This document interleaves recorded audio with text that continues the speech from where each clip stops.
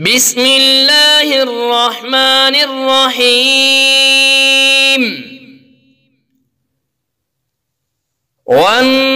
والنازعات غرقا والناشطات نشطا والسابحات سبحا فالسابقات سبقا فالمدبرات أمرا يوم ترجف الراجفة تتبعها الرادفة قلوب يومئذ واجفة أبصارها خاشعة يقولون أئنا لمردودون في الحافرة أئذا كنا عظاما نخرة قالوا تلك إذا كرة خاسرة فإنما هي زجرة واحدة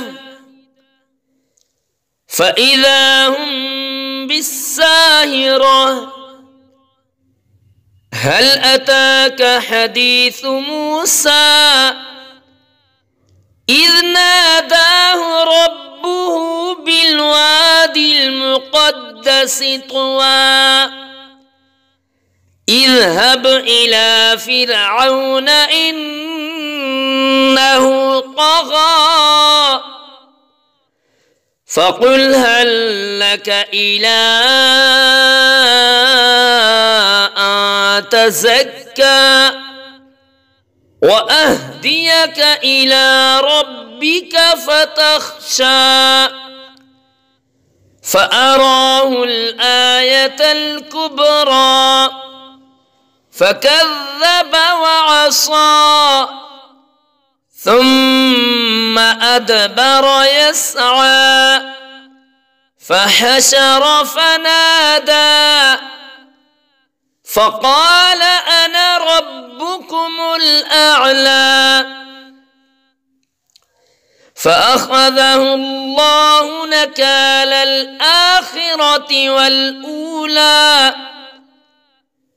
إن في ذلك لعبرة لمن يخشى أأنتم أشد خلقا أم السماء بناها رفع سمكها فسواها وأغطش ليلها وأخرج ضحاها والأرض بعد ذلك دحاها أخرج منها ماءها ومرعاها والجبال أرساها متاعا لكم ولأنعامكم فإذا جاءت الطامة الكبرى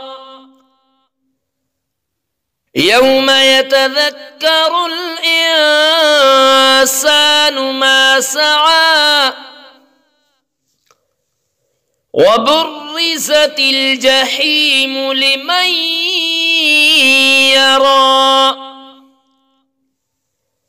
فأما من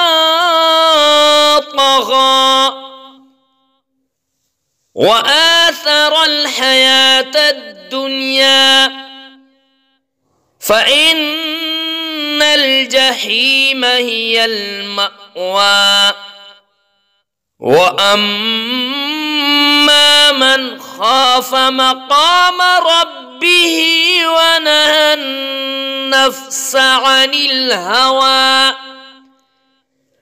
فإن الجنة هي المأوى يسألونك عن الساعة أيان مرساها فيم أنت من ذكراها إلى ربك منتهاها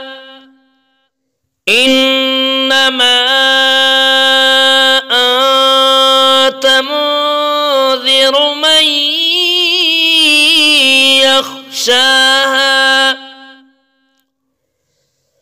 كأنهم يوم يرونها لم يلبثوا